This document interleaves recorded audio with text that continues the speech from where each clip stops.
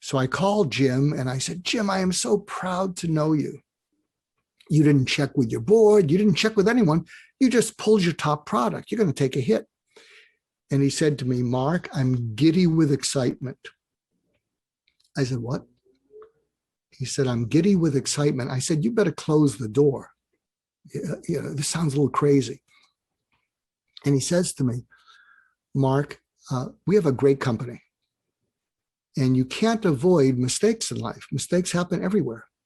And he said, and when I look at my life and my career, every mistake, every failure has made me smarter and stronger and better. And the reason I'm giddy with excitement is I know this is going to do the same, but I have no idea what that's going to show up and look like. I just know it's going to happen because it always happens. And I thought, wow, what a great way to look at failure and mistakes. And he said, really, what it is it teaches you the future you were living into is taken away. It doesn't mean you have no future. What happens is if you've developed great processes and you're disciplined in certain ways of solving problems, so let the future be taken away. You'll pivot. And sometimes you'll pivot. And he says, I've always pivoted to something better. And he said, I'm just giddy because it hasn't appeared to me how I'm going to be smarter, better, and stronger, but I know it's going to happen. I thought, wow, what a way to live. Hello and welcome to Anatomy of a Leader show with me, Maria Vorostovsky. I'm the founder and CEO of HVO Search. Founders, CEOs, and lone HR directors hire me when they feel stuck and under pressure to hire the right senior leaders who will grow their companies. They work with me to ensure they don't hire the wrong person. I'm on a mission to discover what makes a great leader, the skills they have, what drives them, to really dissect what success looks like and what it takes to get to the very top. My aim is to bring to you leadership stories of entrepreneurs, founders, CEOs, investors, authors, leaders from all walks of life, the failures they faced, what they wish they knew before they started, and the hurdles they had to overcome. If you want to be inspired, surprised, and feel like you're not alone in your struggles towards the very top, you're in the right place here on Anatomy of a Leader. Like and comment below and subscribe to make sure you don't miss a single episode. It will change the way you think and may even change your life.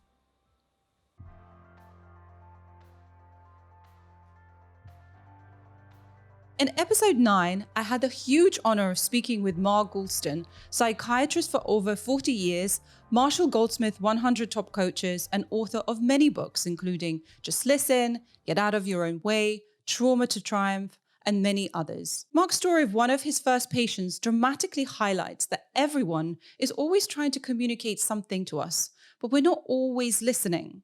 If we become first-class noticers and tune in to what other people are listening for, we become not only better leaders, but we can also change the direction of how other people behave towards us. Just listening is so powerful that on one extreme, it can prevent suicide, Mark's mission in life, and on another, turn tables when pitching to investors. We talked about surgical empathy, making mistakes as entrepreneurs, and whether Steve Jobs, who was an abusive boss, was actually a good leader. Mark is a storyteller with a psychic ability to read minds. He coaches many women, including me, and he's a master of scripts for life. There's several in this episode, but many more in his book, Just Listen. He's my big brother, who makes me cry in a good way, pretty much every time I speak with him. So just listen to the full episode number 9 and discover why for yourself. Thank you so much for coming onto the show, the Anatomy of a Leader show. And it's such an honor to have you here speaking with you. I mean, you're the person that has made the biggest impact on me in the shortest amount of time possible. We haven't obviously met, we've spoken, and I've seen you several times on these audio conversations. And I think living in this time is just incredible to be able to have access to people all over the world, and just to be speaking with you or listening to you is just, it's changing my life. It honestly is changing my life. And I'm going through your book right now. I think I'm about 52% through it, Just Listen. And I just think it's fantastic. And it's incredible how it feels like you've just written it just for me. And I think from the conversations that I've had with you, you have this innate ability to tap into something in an individual where you see people, you get them, you empathize with them to such an extent that they feel really heard and understood. And the word that you use, felt, like you really feel felt. And I was thinking about it, it's like, what is it that whenever I speak to you, and every single time I've spoken to you, you make me cry in a really good way. And it must be those mirror neurons kind of firing all over the place. And I really identify with the situations that you describe in your book as well. Like some things that I haven't personally experienced, but they're so real and so, it just makes it feel so real that you're really connected with that. So as I said, it's such an honor to be talking to you. And, you've obviously, been speaking to a lot of impressive people throughout your career. It was like 25 years as a psychiatrist, working with FBI, training, negotiation, written several books, Just Listen, which in your background there, Triumph to Trauma, Get Out of Your Own Way, and lots of others. But those are the three that I've got in my library that I'd like to get through. And so much more. Like you've got your own podcast. You've got My Wake Up Call, which I've actually started listening to, and I've been stealing some of your questions. So wanting to kind of turn the tables here today and to talk to you about yourself, your story, your leadership journey, and what you think about leadership in general. So my first question really is, obviously you've been speaking to so many impressive people, and before you became, kind of like a paid coach and, somebody who kind of works and does that as a day-to-day thing. Like, who was your first kind of patient or client before you even knew they were your first patient or client? I'm curious. Well, as you mentioned, I was a psychiatrist for 45 years. And I look pretty good for someone in his 70s. I have to admit that. And one of my early mentors was a pioneer in the field of suicide prevention. His name is Dr. Edwin Schneidman. And if you look him up, you'll see that he was to suicide prevention what another of my mentors, Warren Bennis, was to leadership, what another of my mentors, Larry King, was to interviewing. So I've been blessed to have mentors like this. I'm not so blessed because they've all died. But what was interesting, Dr. Schneidman was at UCLA when I was training in UCLA, and he would do consultations to still suicidal patients that needed to be discharged. So they weren't acutely suicidal, and you just can't keep them there forever. So they'd make a promise not to do something in the near future, and you put that in their file. But what would happen is there'd be patients that would make the residents nervous. And so Dr. Schneidman would go up, do a consultation, and he would call me, and it was always the same call. And I may get a little emotional because I'm going to imitate his voice, and so I'm going to feel him. He'd page me, and then he'd say, "Mark, this is Ed. I'm with this lovely young woman. I'm with this handsome young man. They're in a lot of pain, Mark. You could help them, see them." And then he'd put them on the phone, and we'd have a short conversation, and then they could be discharged because they needed to be discharged into the care of someone. But what was my good fortune is I had applied for a fellowship before I finished training, and the fellowship fell through, I think about a month before I finished training. And I figured, well, I'll just open up a practice, see if anyone comes. And Dr. Schneidman was supplying me with patients, but they were suicidal patients. And here was the discovery I made, Maria, is that, and it was my good fortune to have a practice instead of working for an institution, because yes, I followed certain specific questions, but I didn't have to necessarily report to someone. Did you ask this? Did you ask this? Did you ask this? Did you ask this? And so I had all those questions, but I learned to listen into people's eyes. And as these suicidal people, and a lot of suicidal people don't look you in the eye, but I wanted to communicate, it'll be safe to look me in the eye. I'm not going to hurt you. I'm not going to lock you up. And one of the things that Dr. Schneidman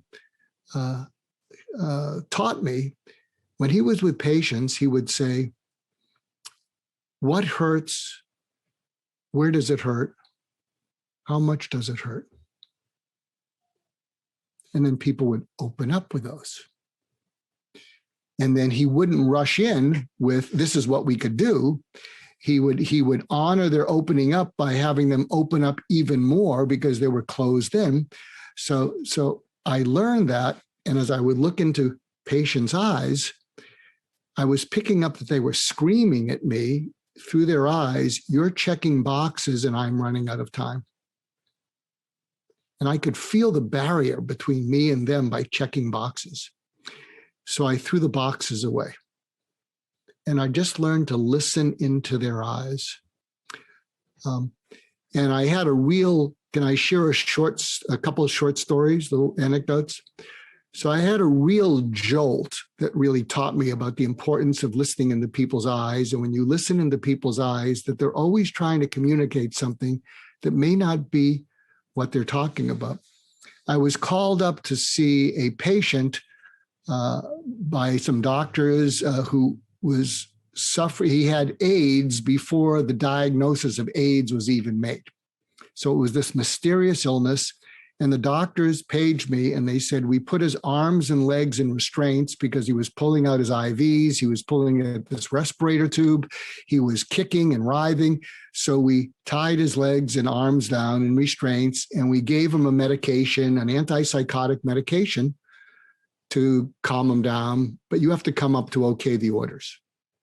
So I go up there and there he is, and his arms and his wrists and his ankles are, tied down, and he has a respirator tube in, so he can't talk. And his eyes were wide like saucers, and he's mumbling because he can't speak. And I said, "What is it?" And he goes, and I knew he was trying to tell me something, but I didn't understand it. So I put a pencil in his hand. I said, "Here, write it down." But his hands were restrained, and he just scribbled. And so I thought, well, maybe the doctors were right. Maybe he's just delusional. He's psychotic. And I calmly said, we had to put your arms and legs down because you were pulling at the IVs, you were pulling at the respirator tube, you were driving off the bed. And we also gave you a shot to calm you down. And when you calm down, we'll take everything off. But he's still with wide eyes going, And so I figured, well, maybe the doctors were right. So a day later, I get paged by the doctors. And the doctors say, Mr. Jones is off the respirator. He's off his restraints. He's sitting up in bed, and he told us to page you. So I go into his room, and his eyes aren't wide. But as soon as I go into his room, he grabbed onto my eyes like I'm grabbing onto yours. And he said, pull up a chair. And see, I can hold on to your eyes like this, and I can take them wherever I want. And he seated me in a chair and wouldn't let go of my eyes. And then he said to me, what I was trying to tell you is that a piece of the respirator tubing had broken off and was stuck in my throat. And you do know that before I go through something like that again, I will kill myself. Do you understand me? And he just held onto my eyes. And my eyes, you can see a little of it now. My eyes watered up, and I went, I'm so sorry. I'm so sorry. I understand. But that was a signal to me that people are always trying to communicate to us. And then what I realized, now how leaders might think, how does this apply to us? I spoke in Moscow a year and a half ago with a Nobel Prize winner that leaders know about named Daniel Kahneman. He wrote a book called Thinking Fast and Slow. He has a new book out called Noise. He's brilliant. And there were three of us speaking. And the title of my talk was Change Everything You Know About Communication. So there were about 1,000 Russian businessmen, leaders, managers. It was a pretty pricey day of there were three speakers. And what I was teaching them, and if you're a leader, I'm trying to teach you, and this is built on what I just, the anecdote I shared with you. What I said to the audience is, if I focus on what you're listening to, you're looking at me and you're listening to me, and I delivered a bunch of bullet points, you'd write them down, and you'd try most of them or some of them. Most of them wouldn't work. And you'd say, well, it'll work for him. He's an expert. I'm not. And if I tell you good stories, you'll give me your mind for an hour. And then I switched the tone of my voice to more of like an FM radio. Now, they were hearing me in Russian, and I was speaking in English, but they could hear my tone. So my tone went from sort of transactional, focusing on what you're listening to. And I said, but if I switch from focusing on what you're listening to, and I give you bullet points, and you give me your mind for an hour, if I switch to what you're listening for, and I get what you're listening for without you telling me, and if I deliver on what you're listening for, which again was what Mr. Jones, he was looking and listening for, people to know that something was stuck in his throat. And I said to this audience, if I get what you're listening for and deliver on it, you'll give me everything. And then I said, let me see if I get what you're listening for. And by the way, in the business world, I can always use this. I said, I think you're listening for a way to get better measurable results, because that's how your performance is judged. Better measurable results means promotion and raise. Is that true? And they replied, "Da." And Maria, the people who did the events, they warned me, don't do too much interactivity. You know, these are Russians, you're Americans. And I said, all I do is interactivity. And they shrugged their shoulders and they said, oh, okay, it's too late. And then I said, and the second thing you're listening for is, can I give you ways to get better measurable results that are less stressful than what you're doing now? Because the stress is causing you to not take care of yourself. You're drinking too much, you're eating too much, or people are doing it. It's a real mess. Is that true? They were a little more enthusiastic. Duh. And then finally I said, and here's the most important thing that you're listening for. Can I give you tactics that are immediately doable by you, and you don't have to buy a book? And I haven't written a book on this yet. I may never write a book on this, and I haven't written a book on it yet. And there's no course, because you don't have any free space in your mind to take a course, because you're already overwhelmed.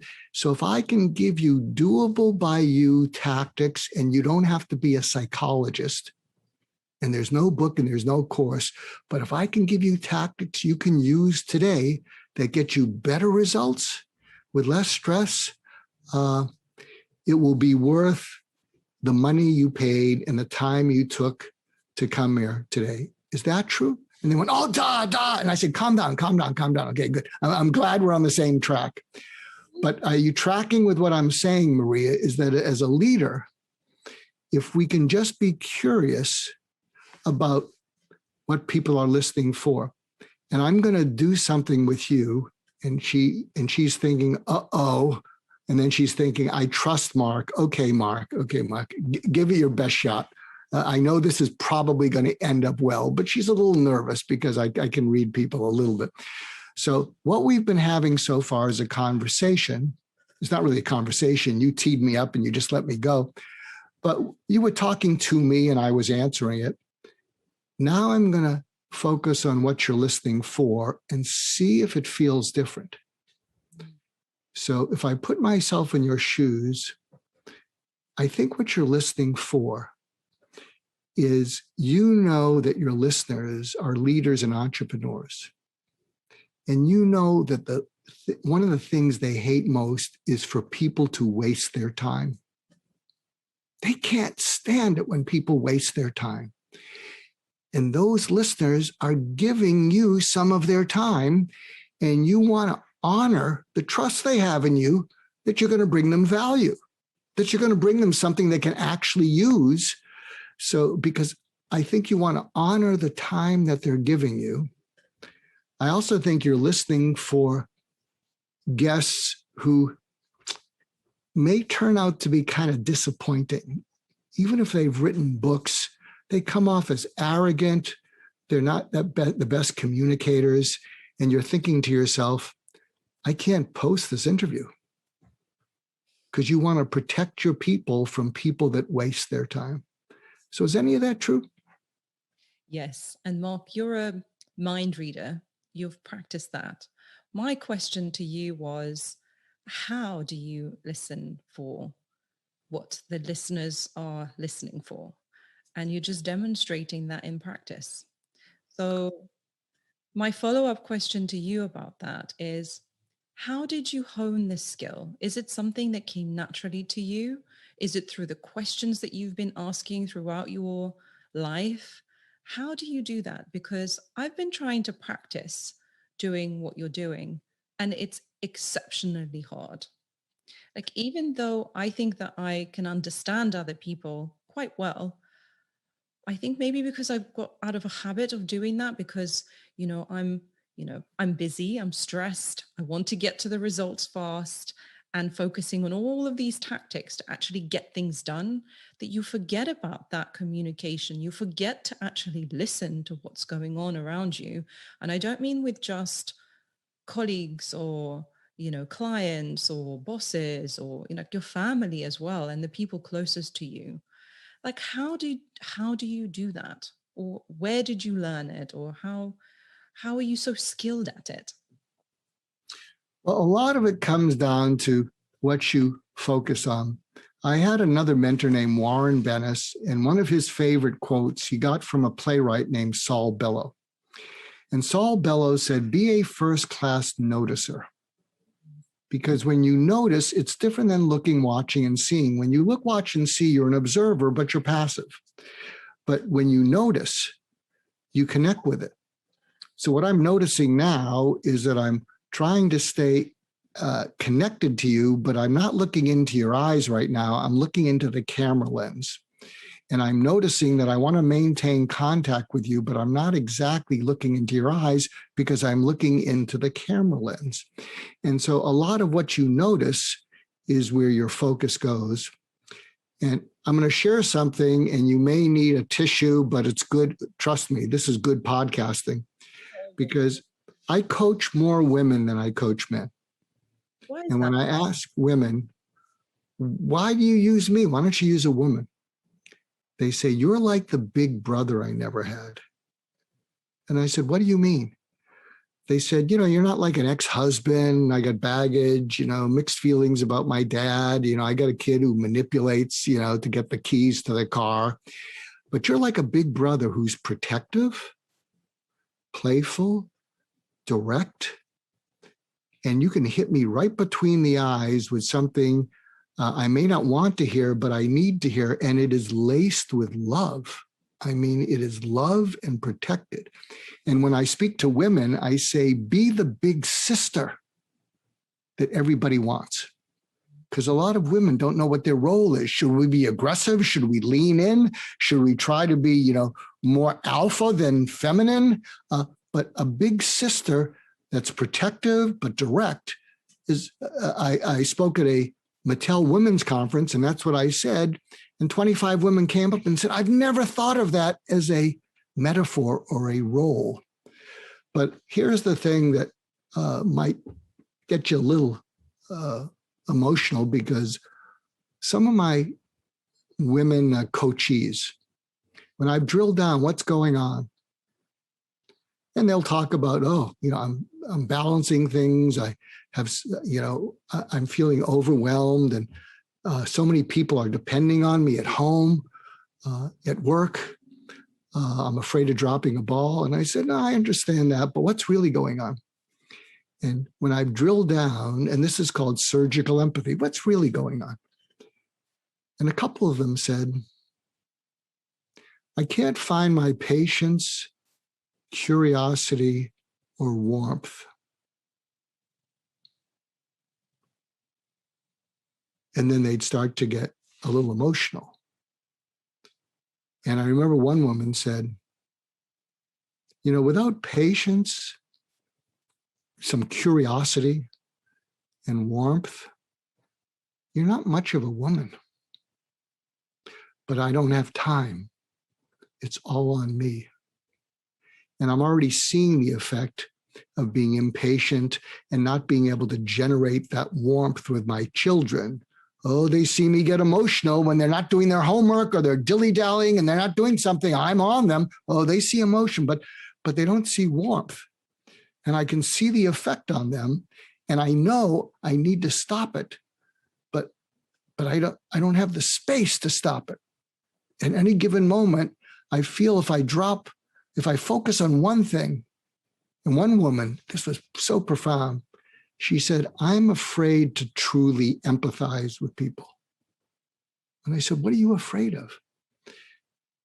And she said, if I truly empathized with an individual, and I truly cared about what was going on with them, and it wasn't something that I could rush off to the next thing.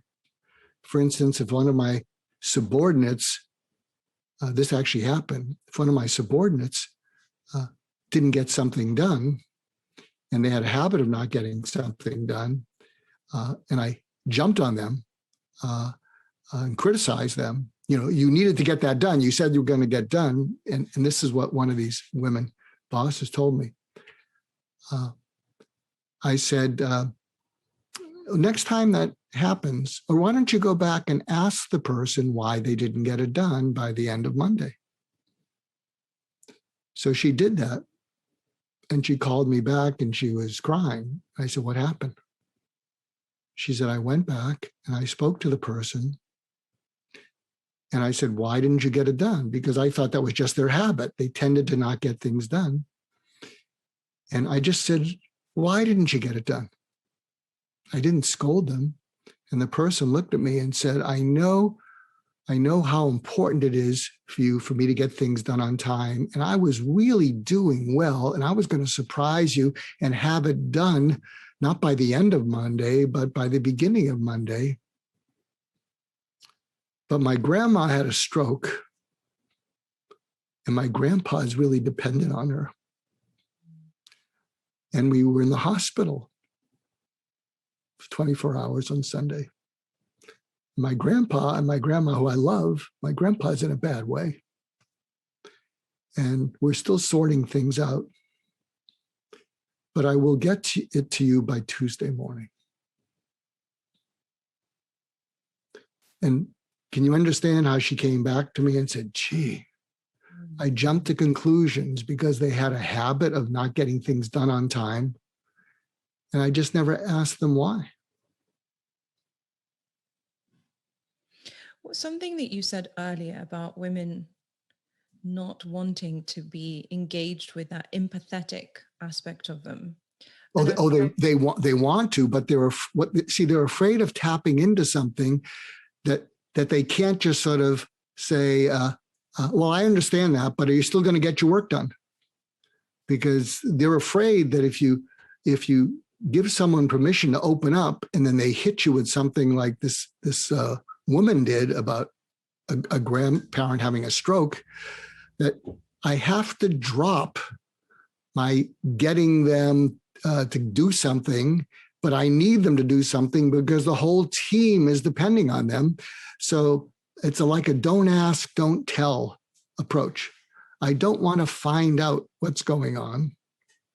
And I think men can somehow justify it because men can somehow compartmentalize it. Again, it's okay if you're warm as a man, but it's not part of your identity.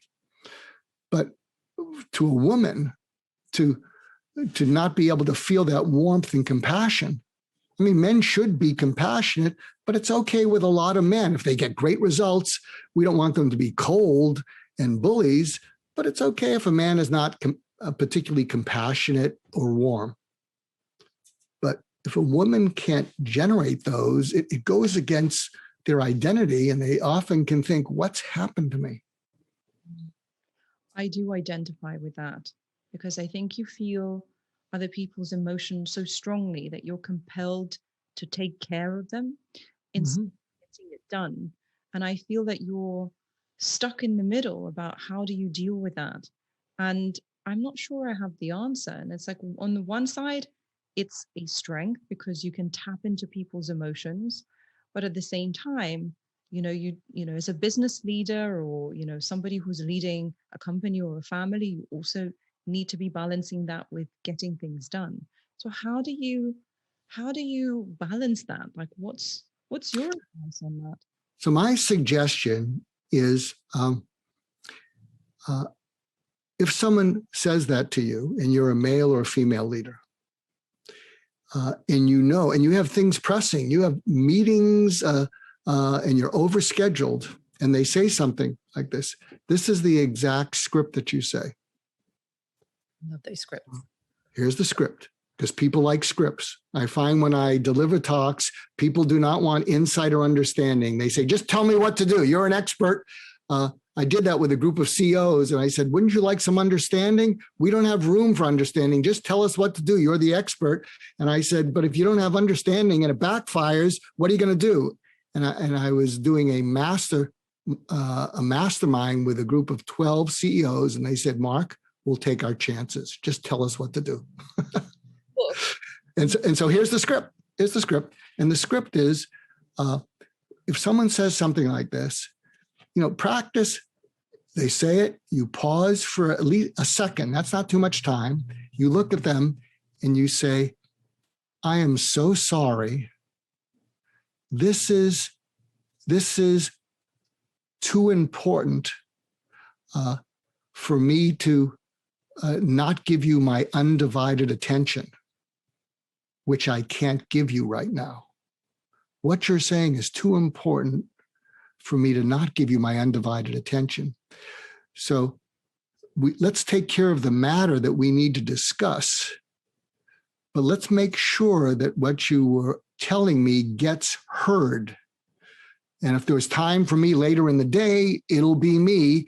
But if there's not time for me, here is a place you can go. Maybe the HR person or someone else. But by saying this is too important for me to not give it my undivided attention, and I can't give you my undivided attention right now. But let's make sure what you have to say and share gets someone's undivided attention. Does that make sense? Yeah. I love your book because exactly it provides so many scripts for different situations. And I'm actually going through it. And the reason why it's taking so long to read is that I'm actually writing these down and adapting them to my own life and working with all sorts of different people, from clients to, you know, third party, you know, people who work with me, to even my family. And I think that's super, super useful. But so I want to give a good, while we're at it, here's I was being interviewed on another podcast, and someone asked me, is there a good way, what's the best way to have a positive impact on your boss? And I was a little bit humorous, and I said, here is my tip for how to win friends and influence bosses. And if you do this with a boss, you're going to put a smile on your boss's face. But we can reverse it if we're speaking to bosses here, and you can use this. I don't know that it'll put a smile on your face, but this is what you can use with your people when you speak to them. And it's probably best done one-on-one, especially with people who don't do this. And what you say to them is, can I give you some suggestions about the best way to manage up with me? And they're going to say, what? Yeah, let me give you some guidelines, the best way to have the best conversations with me that I will be most appreciative of. Can I give you a framework for that? No subordinate's going to say no. And you could say, before you come to me, and then you tell your subordinate, write this down. I want whatever you come to me with to be relevant. I'll say them quickly, then I'll explain. Relevant. I want you to be clear. I want you to be concise. And then I want you to be away. And what that means is when you come to me, relevant means give it some thought in terms of, is this actually something connected with something that's a priority for our company that I'm focused on? And if it's not that, is this something that I'm in a position to do anything about? Now, obviously, I can delegate something, but give it some thought, because if there's someone else that can do it, take care of it better than me, then go to that person. Or you can come to me and say, I have this issue and I need so-and-so to help me out with it. And I'm going to approach them, but if they're too busy, I may need you to back me up. So be relevant, be clear, because if you're not clear, I start to get confused because I'm managing so many things, I get a little frustrated. And then I try to lecture myself, now stay calm, you're the boss, you're like the father or the mother figure, be patient. So if you're clear, I'll appreciate that. And concise, I especially appreciate, because sometimes people just like getting the attention from the boss. They just feel good. They go on, and then that's going to push me to be rude because I have other things to do. And then after you've been concise, finish so that you can go take care of what you need to take care of, and I can take care of what I need to take care of. And I think if you share that with people and say, now I can't order you to do that, but if you can keep that in mind and practice building that muscle of being relevant, clear, concise, and then finish and be away, I'm going to greatly appreciate our communication. And you know something? I'm actually going to look forward to when you come to me, because it means you've taken the effort and made the effort to communicate to me in a way that I can most efficiently help you. I think this idea of explaining how to be communicated to and being clear and concise and productive makes a massive difference. Because if people know how to approach you, you're giving them a rule book of how to talk to you. And I think this is something that we as humans, we almost want people to just know. Like, you should just instinctively be able to read minds like you do, but not everyone has that skill. And actually, my therapist said to me, it's like, I'm not a mind reader. I only know what you tell me. And I think there's something powerful in that, because, part of the role of a therapist or a coach is to listen, but more than that, to ask questions. And then what you were saying about noticing, and then noticing things, and then picking up on that, and, maybe probing a bit deeper. But I think this idea of explaining how you want to be communicated to is what I'm taking away from here. Yeah, absolutely. Let me ask you, do any of your listeners entrepreneurs or startups or early stage companies? Yes, of course. Mm-hmm. So I've been working with a couple accelerators, and these accelerators they have cohorts of about 15 startups who are past, friends and family funding. So they're at the stage of wanting to get money from investors. So they're having me back because, can I give you another example of how to, especially if you're in that stage and you want to get money from an investor? So picture this: we're doing a Zoom call, and it's interesting because I think the steps I'm giving people transcend cultures, because the startups were from all over the world. Fortunately, they understood English because I didn't understand their languages. And I said to them, how many times have you pitched your company to an investor and they smiled, and you thought the smile was a yes. And at the end of the conversation, you thought they were going to say, how do we start? What's the best way to invest? What's our next step? And that's not how the conversation ended. In fact, it ended with them being rather polite, saying, well, this is interesting. You send me some more information, but in your stomach, you felt they're not giving me money. And I would say 3/4 of the people raised their hand. And I said, here's what you need to know. Investors, when they smile, it's not a yes, because investors don't smile because they think about money. What they're smiling about, here's some mind reading. What they're smiling about is you've spoken for 2.5 minutes and they've already decided no, and they don't want to be rude because they scheduled 10 minutes for you. And after 2.5 minutes, they know it's a no and they don't want to be rude. And so they're smiling to be polite. And then what happened is people just started laughing on the Zoom call, like, oh my God, you're so right. And so here's another script. I said, here's a suggestion. Again, you have to practice these until they come natural to you. So when they smile and your experience tells you, I'd like that to be a yes, but it probably isn't, what you say to them, and you have to practice this tone of voice, can we pause for a moment? And what happened is you caught them inwardly not wanting to be rude. That's why they're smiling. They go, what? Yeah, can we pause for a moment? And they're not going to say no. They're going to be curious.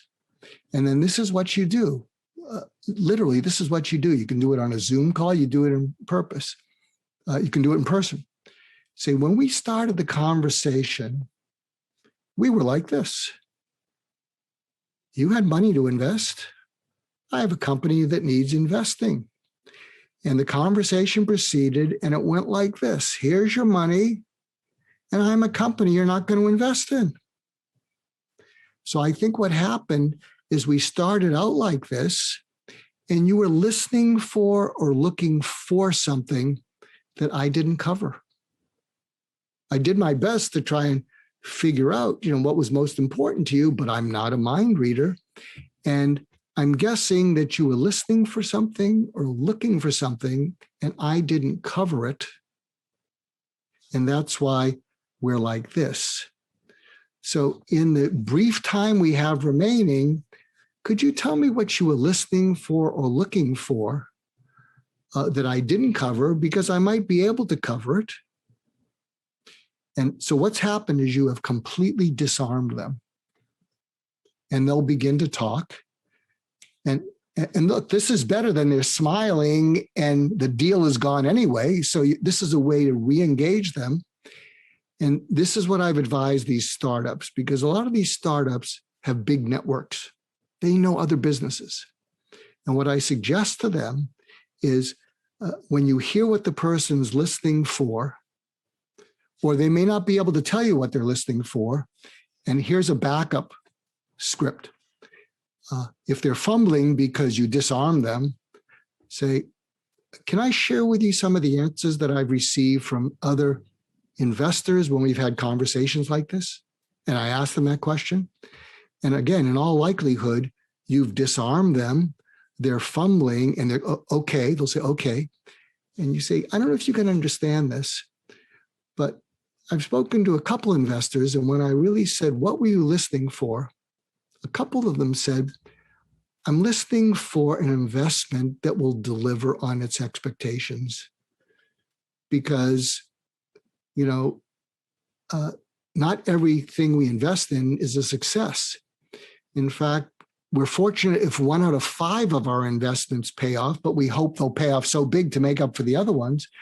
And some of the people have told me that they've brought in 7 or 8 investments, none of which paid off. So they really needed one to pay off. And that's what they were listening for. So can you understand how someone might be feeling that? And they may not own up to it, because you have just totally disarmed and undressed them. And you say, can you share with me what a great investment in your company, either you brought it in or someone else did? Can you describe what it was, what parameters it met? And can you describe that to me? And if my company can meet those, I'll take a second chance. But if you describe what a big win looks like that was brought into your company, we're all networked. I might be able to introduce you to 2 or 3 companies that I think would fit that criteria. And forget about me. I mean, this is how I grow my business relations. I want to be dedicated to your success. And plus, if I introduce those companies and it works for them, I'm going to have a bunch of people grateful to me, including you. And again, young founders, they know other founders because the whole world is networked. But could you see how something like that could be a much better result than they're smiling and you thought it was a yes, and then at the end of your 10 minutes, it turns out they're not interested? You're turning it into a conversation and not a presentation. You're turning the tables. And I think the point about putting their interests first and being invested in their success is what a lot of companies don't understand or struggle to communicate, because it's all me. I need to get there. I need to get this investment. But what about looking at it from the other person's perspective, the investor's perspective, but also let it be a learning experience? Because if you understand what they are looking for, then you can start thinking about how your business is actually meeting those expectations and making that a learning experience. But more than that, what you're saying is actually you could be making introduction. You're more valuable than just the company that you're presenting. You can be opening doors to completely other things. And I think that's really key here. I'd like to ask you a few more questions. I hope we actually, we've got a little, do you have a little bit more time? No, I have more time. As long as I haven't worn out my welcome yet. No. I have 2 main questions that I want to ask you. The one that I always ask really is like, what does leadership mean to you? And I know some of your quotes that you might say, but for you personally, what is leadership? Well, there's a quote, beauty is in the eye of the beholder. And I think leadership is in the followership of the led. That's the one I was thinking of. And so if you don't have people who want to follow you, you're not much of a leader.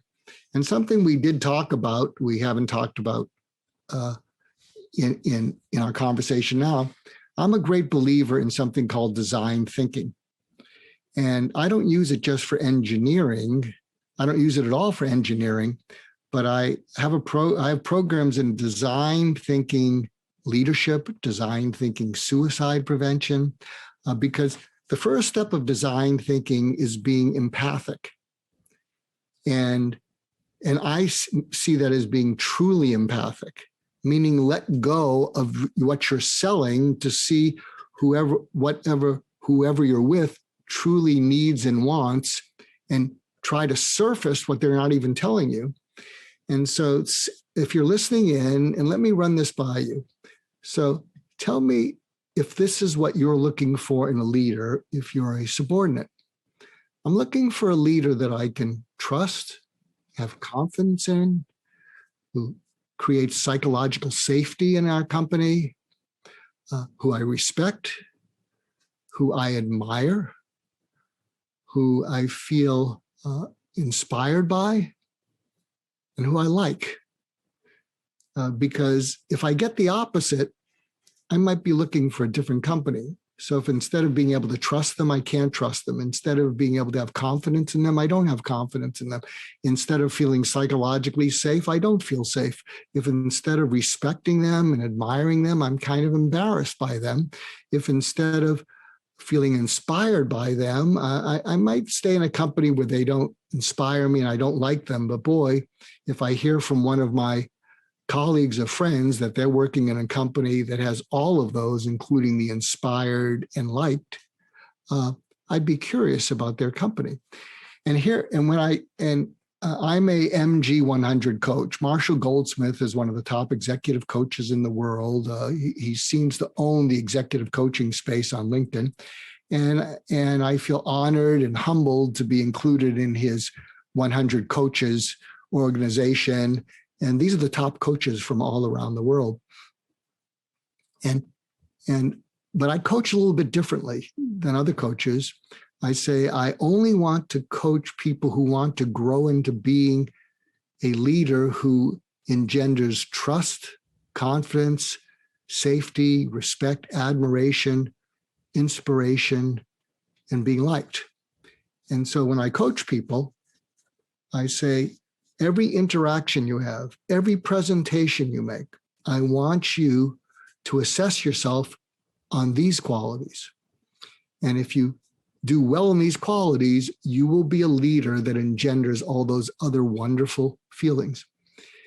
You need to be unflappable, meaning you're calm under pressure, but you have to be present. So you can't be robotic. There are some people that are just robotic and they're unflappable, but you can't relate to them and they're not relating to you. So you have to be unflappable. You have to be present. You have to take charge without being controlling. And there's a difference between taking charge of a situation and being controlling.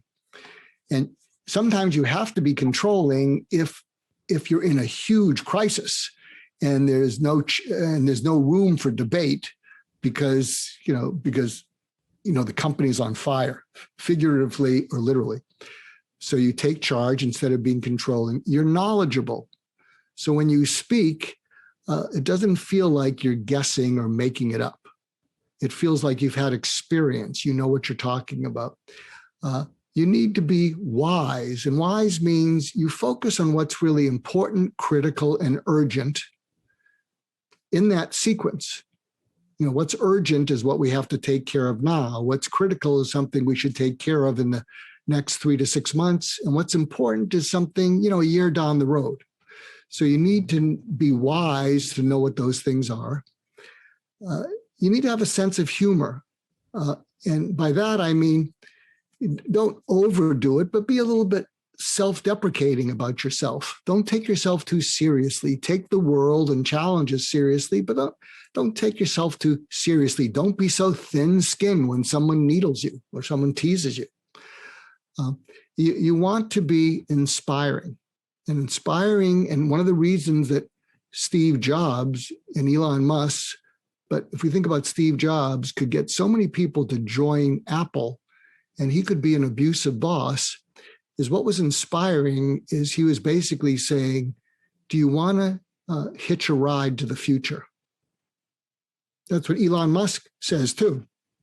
He can talk about he's on the spectrum. He said that on Saturday Night Live. He can talk about that he uses, drugs or whatever. But people attach to him because he's figuratively and literally inviting you on a rocket ship to the future. So that's incredibly inspiring. And so what I ask people, and you need to be humble and gracious. And I do my best to live up to those. And I think I do a pretty good job. What I'm working on is being humble, because sometimes out of my nervousness, I name drop.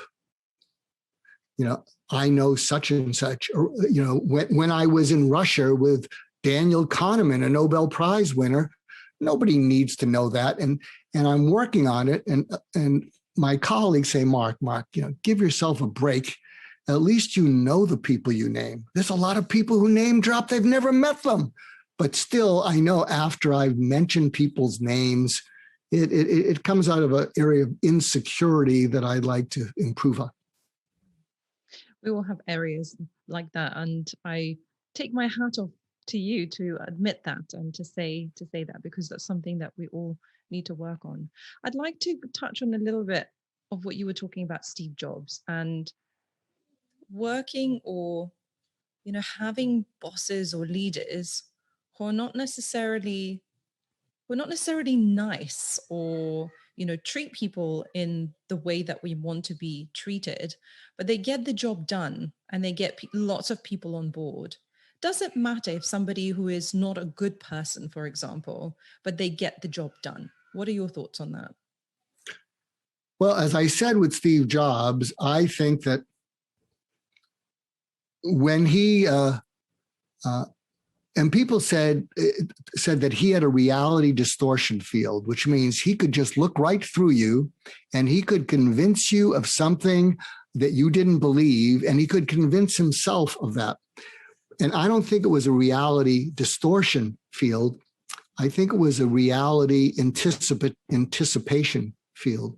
Someone I know is a fellow named Bill Ryan, and he helped launch Yahoo, helped them with their branding, and he helped Steve Jobs before Steve Jobs was fired, and he helped Steve Jobs after he came back. And one of the things he said about Steve Jobs, and there's actually a quote that Steve Jobs used about Henry Ford, about the customers don't know what they want or need. And what he said about Steve Jobs is that Steve Jobs had the ability to solve problems that people didn't even know they had. So, for instance, way back when, and you're too young to remember this, but I'm not, there was a point in which computers and technology were just for geeks. You'd have these mainframe computers, and all the people who didn't shower had lots of pencils in their pocket. They'd operate them, and you'd put them, outside of the place where the regular people worked in a company. And these huge machines were working. But what Steve Jobs was able to see is this is not going away. We have this, I think maybe it's Moore's law, where technology, I may have it wrong, but it accelerates every 18 months. And he had the vision, we're going to make these machines portable, smaller. We're going to make them fun. Instead of typing in code, we're going to give people a mouse. So when you're able to see the future like that, it doesn't excuse being abusive, but people will tolerate it. A friend of mine interviewed one of the lead aerospace engineers for the Apollo moon mission. And aerospace engineers, a number of them can be pretty stubborn and feisty. I mean, they're probably a little bit on the spectrum, so they don't probably have a lot of emotional intelligence. But what brought them all together is they were developing science fiction in their lifetime. They were honoring the chance to have a story they could tell their grandchildren. I was part of a project that put men on the moon. So I think you can get away with that. That doesn't excuse it. And again, if you don't have a company where your employees are proud of the product and what it does for people and the planet, and this is important when you're dealing with millennials. Millennials don't want to feel that you're doing something to hurt the world, to hurt the planet. But if you have something that's really helping mankind, you can get away with being somewhat nasty. But in this climate, especially in the States, you better watch out about being too nasty or being too critical, because it's a climate now where everyone's going to come after you. Very wise words. My other question to you is about failure. I mean, the running theme is that failure is inevitable. We all make mistakes. We're all human. We're not perfect. What's your suggestions about how we can fail better? A couple of suggestions. A friend of mine is a fellow named Jack Cochran. He's not that famous, so I can drop his name and I can get away with it because people will say, who the heck is Jack Cochran? Well, he was the CEO of the Kaiser Foundation. And one of the things he told me, he said, if you're an entrepreneur, one of the most important things you need to learn is to forgive yourself for mistakes, because you're always trying new things. And when you're always trying new things, you're going to make mistakes. And if you beat up on yourself when you make a mistake and you can't stand feeling foolish, you're not going to make it as an entrepreneur, because you're daring to try new things, and you're trying new things and most of them won't work out. But here is one of the best stories that I've heard. And again, I'll name someone, but you never heard of them, so you don't have to say you're name dropping again, Mark. So a friend of mine is a fellow named Jim Mazzo, and he was the CEO of advanced medical optics, which makes the ophthalmic solution blink. And he helped them be acquired by Abbott Medical Optics. He recently retired as the CEO of Zeiss. Zeiss makes optical things. And must be 15 years ago, he took his top product off the market. It was maybe it was Blink, but it was hurting corneas. So I called Jim and I said, Jim, I am so proud to know you. You didn't check with your board. You didn't check with anyone. You just pulled your top product. You're going to take a hit. And he said to me, Mark, I'm giddy with excitement. I said, what? He said, I'm giddy with excitement. I said, you better close the door. This sounds a little crazy. And he says to me, Mark, we have a great company. And you can't avoid mistakes in life. Mistakes happen everywhere. And he said, and when I look at my life and my career, every mistake, every failure has made me smarter and stronger and better. And the reason I'm giddy with excitement is I know this is going to do the same, but I have no idea what that's going to show up and look like. I just know it's going to happen because it always happens. And I thought, wow, what a great way to look at failure and mistakes. And he said, really, what it is it teaches you the future you were living into is taken away. It doesn't mean you have no future. What happens is if you've developed great processes and you're disciplined in certain ways of solving problems, so let the future be taken away. You'll pivot. And sometimes you'll pivot. And he says, I've always pivoted to something better. And he said, I'm just giddy because it hasn't appeared to me how I'm going to be smarter, better, and stronger, but I know it's going to happen. I thought, wow, what a way to live.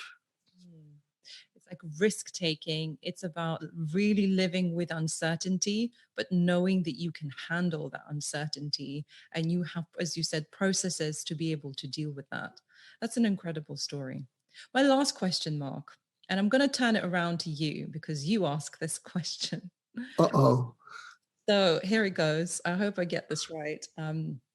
What is something that seems impossible to you now, but if it was possible, it will change the course of your life? What Marie is referring to is something called the impossibility question. And that's in the book, Just Listen. And it's a way of bypassing people saying, oh, but that's impossible. Or you suggesting something. And they say, yes, but that's impossible.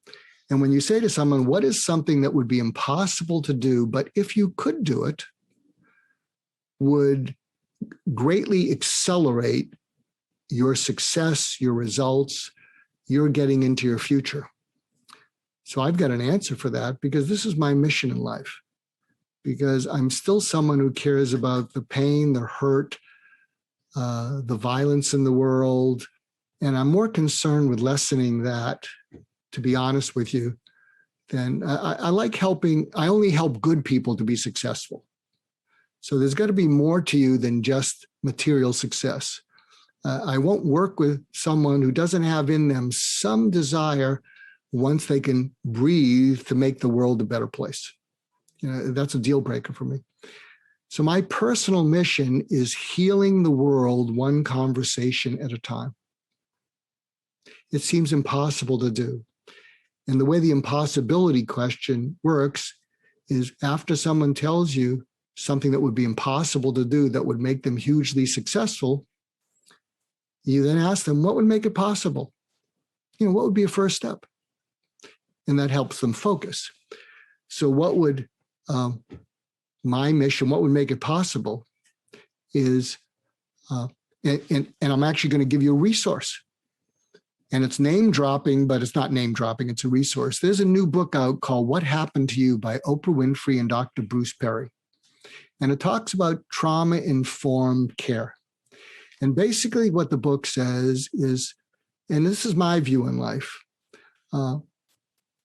nearly everybody in the world is flawed. There's not that many truly, truly evil people. I mean, there are some. And my view is when I find evil people, I stop them, I protect people from them, or I get away from them. But everybody else is flawed. And so when someone's acting up, what Oprah Winfrey learned from Dr. Bruce Perry is that something happened to them to cause them to act up. So that's why the question in the name of the book is, what happened to you? So I think something that would make the impossible possible is the next time you're in a conversation with someone and they're getting defensive or they're acting up, ask yourself, am I dealing with an evil person? No. Am I dealing with a flawed person just like me? Yes. Pause and say, what happened to you that this is how you just acted? I'll leave you with an eloquent intervention that a friend of mine who's a rabbi does with his children when they act up. He says, when they act up, they already know they've done something wrong.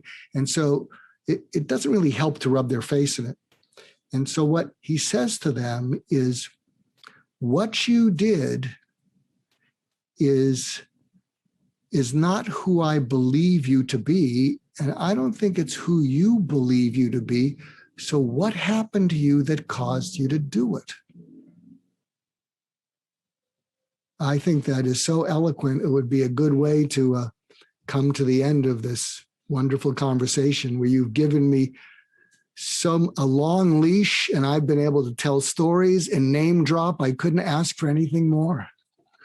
Well, Mark, you're incredible. And just listening to you is, as I said, such an honor. And I always learn something and just love your stories and your scripts. I think that they are incredibly helpful. And I didn't cry this time, but just listening to you now about your mission just makes me tear up. And I just want to thank you for coming onto the show and sharing your wisdom.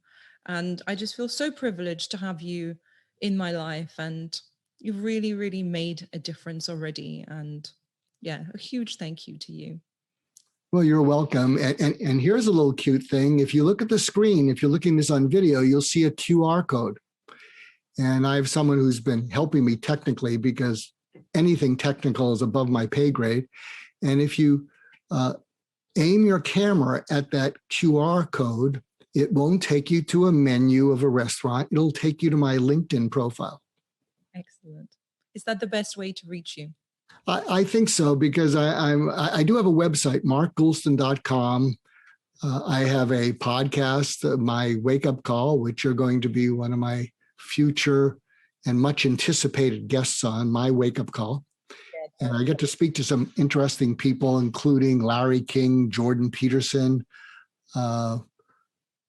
Margaret Heffernan. She's a big speaker over there in the UK, and wonderful people about what matters to them and their wake-up calls.